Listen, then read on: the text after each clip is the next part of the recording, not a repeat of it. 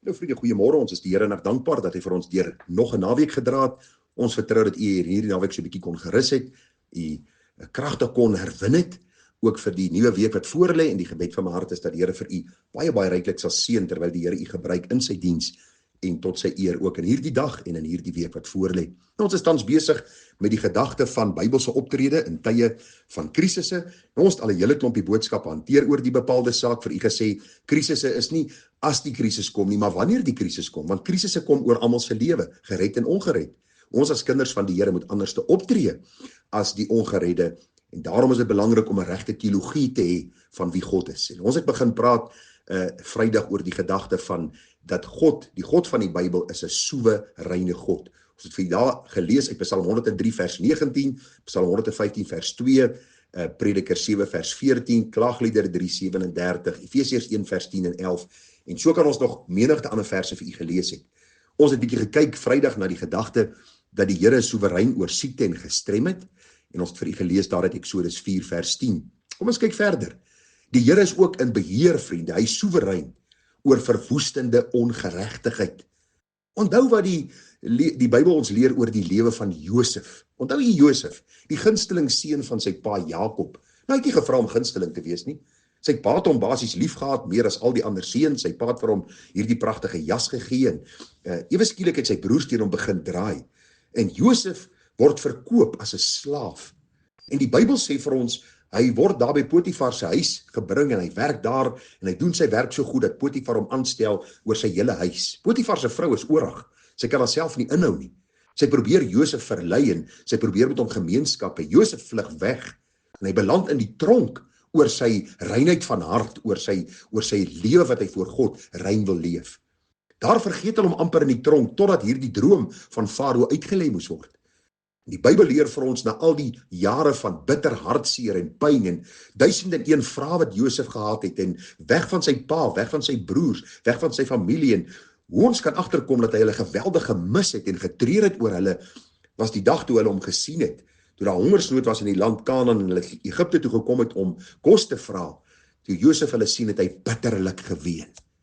En hoor dit sê Josef, na al hierdie dinge wat gebeur het, en homself later aan sy broers bekend gemaak het, en gesê het, hoor hierso, laat ons vader Jakob haal, en laat hy kom na Egipte, dat hy behoue kan bly.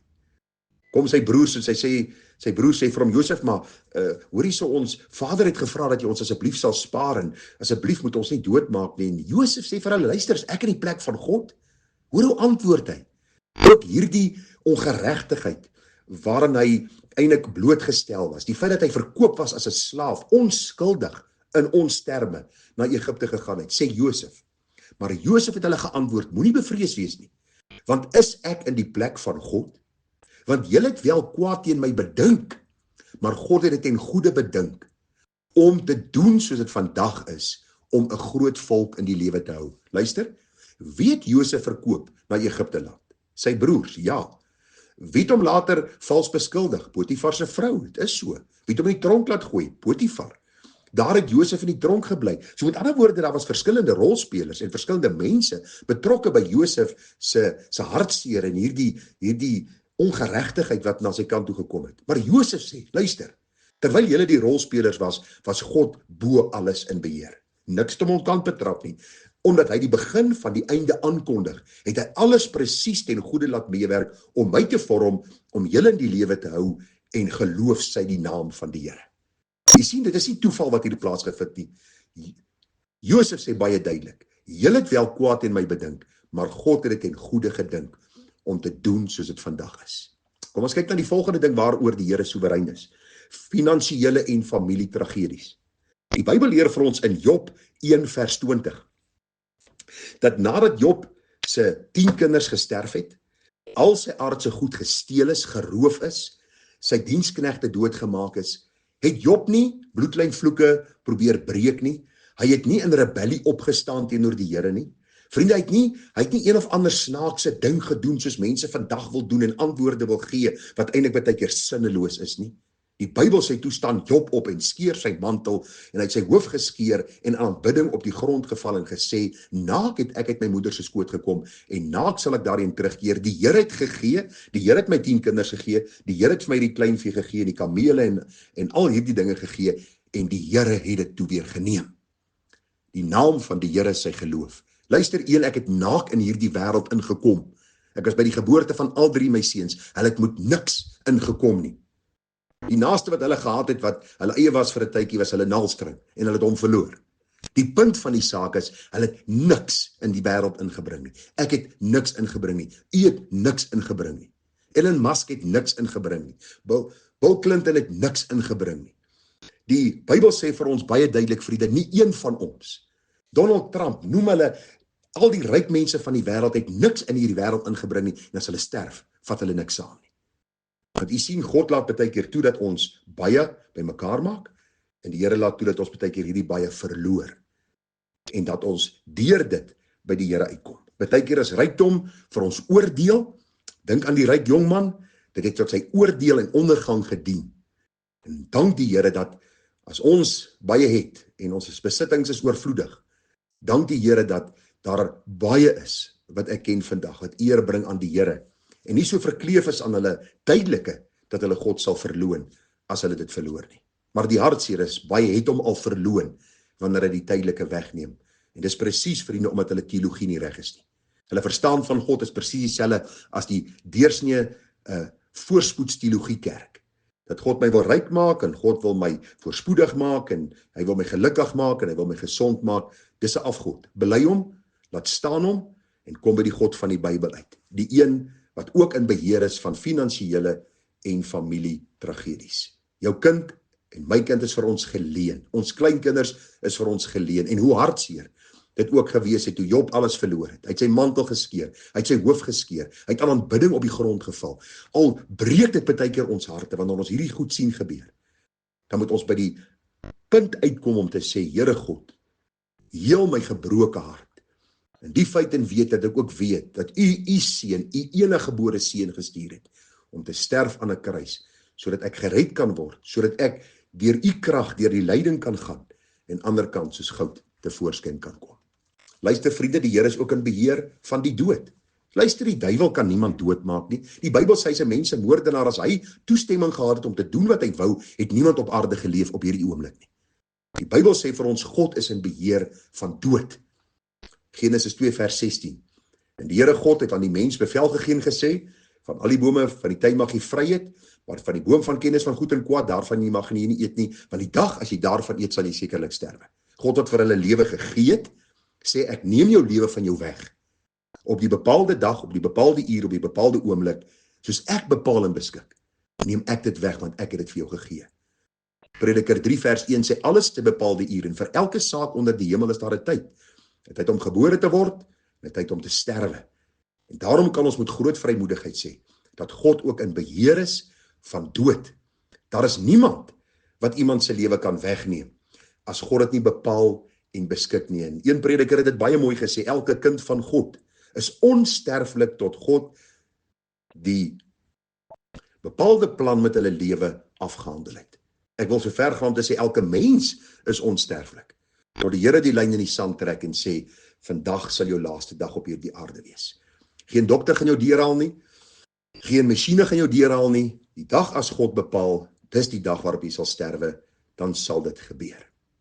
Vriende, luister, en jy moet mooi hoor, die Here is ook soewerein oor politieke korrupsie en opstand.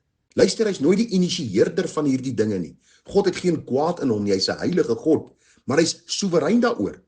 Hy beskik en bepaal hierdie goed.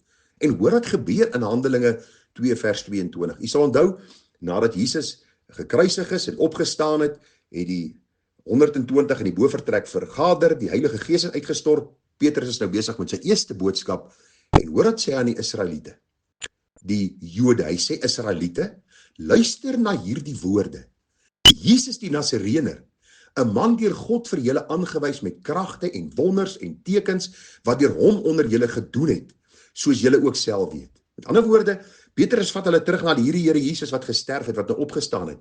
Hy het sekere kragte en wonders en tekens gedoen, soos God vir hom gegee het om te doen. Nou sê die Bybel, vers 23, hom, wat deur die bepaalde raad en voorkennis van God oorgelewer is, het julle deur die hande van goddelose manne geneem en gekruisig en omgebring. Hierdie dood van Jesus was nie toeval nie.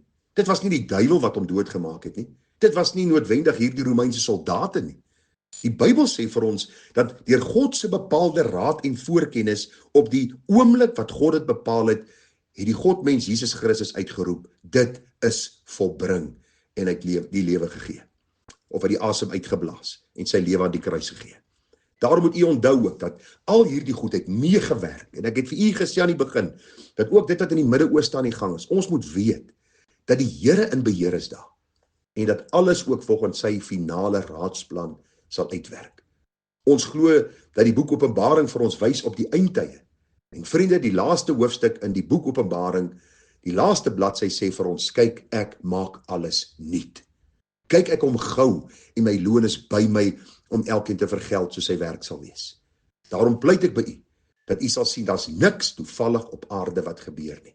'n Laaste een wat ek gaan noem, waarmee ek gaan afsluit, is alle forme van seëninge en rampe. God is soewerein daaroor. Jesaja 45 vers 5 sê, ek is die Here en daar is geen ander nie. Buiten my is daar geen God nie. Ek omgord jou, hoewel jy my nie geken het nie, sodat hulle kan weet van die opgang van die son en van sy ondergang af, dat daar buiten my geen een is nie. Ek is die Here en daar is geen ander nie, wat die lig formeer en die duisternis skep, die heil bewerk en die onheil skep. Ek die Here is dit wat al hierdie dinge doen. Wat die Here eenvoudig sê, daar is nie 'n ding soos 'n ander God nie. Daar is nie, mense kan vir hulle gode skep, ja, en hulle kan hulle gode sekere name gee. Maar God sê, dis 'n belaglikheid. Daar's een God, dis hy's die skepper. En hoor wat sê die Bybel? Hy's die een wat die lig formeer en die duisternis skep, die heil bewerk en die onheil skep. Prediker 7 vers 14 sê, wees goedsmoeds op die dag van voorspoed, en op die dag van onheil bedink dan ook, hierdie dag het God gemaak net soos daardie. Wonderlik om te sien dat God soewerein is. En vriende, watter vreugde, watter blydskap is dit net nie vir ons as kinders van die Here nie. Dit bring kalmte in die storm. Dit bring kalmte in die krisistye. Want ons weet dat niks toevallig gebeur nie. Dat niks oor my pad kom wat God nie bepaal en beskik nie. En al is die krisis net vir 'n dag of 3 of 5 of 10 of 2 jaar of 10 jaar, dan weeg God vir my af. God bepaal die tydspan van hierdie krisis en hy verheerlik homself. En vriende, hy verheerlik homself deur my reaksie daarop en die eer wat ek aan hom bring. Ek kan vir u baie gevalle noem van mense wat jare deur stryd gegaan het en teruggekyk het en gesê het, geloof sy die naam van die Here.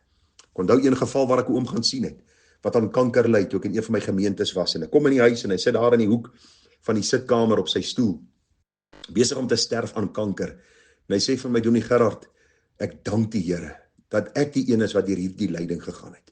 Deur hierdie lyding het ek so nader aan my God gekom. Deur die lyding kon ek soveel mense van die Here vertel, en God verheerlik het daardeur. En vriende, ek sit daar in daai vertrek, en ek het gekom om hom te bemoedig, en toe ek uitstap, is ek bemoedig, is ek versterk in my geloof, deur sy getuienis, want hy besef, God is in beheer. Hy het gesterf die oom, nie lank na hierdie besoek wat ek by hom gehad het nie, maar wat 'n vreugde, wanneer jy by so een se begrafnis kom, en jy eer God dat hierdie man se lewe 'n lewende getuie was, van God se soewereiniteit, in die goeie en in die slegte tye van ons lewe. Vriende, mag die Here ons seën, mag die Here ons gedagte verander, om reg te dink oor hom, en mag die Here vir ons seën met wysheid. Ons praat bietjie juis môre, oor die gedagte van wysheid, in tye van krisistye. Groete vir u, mooi dag verder, Tara.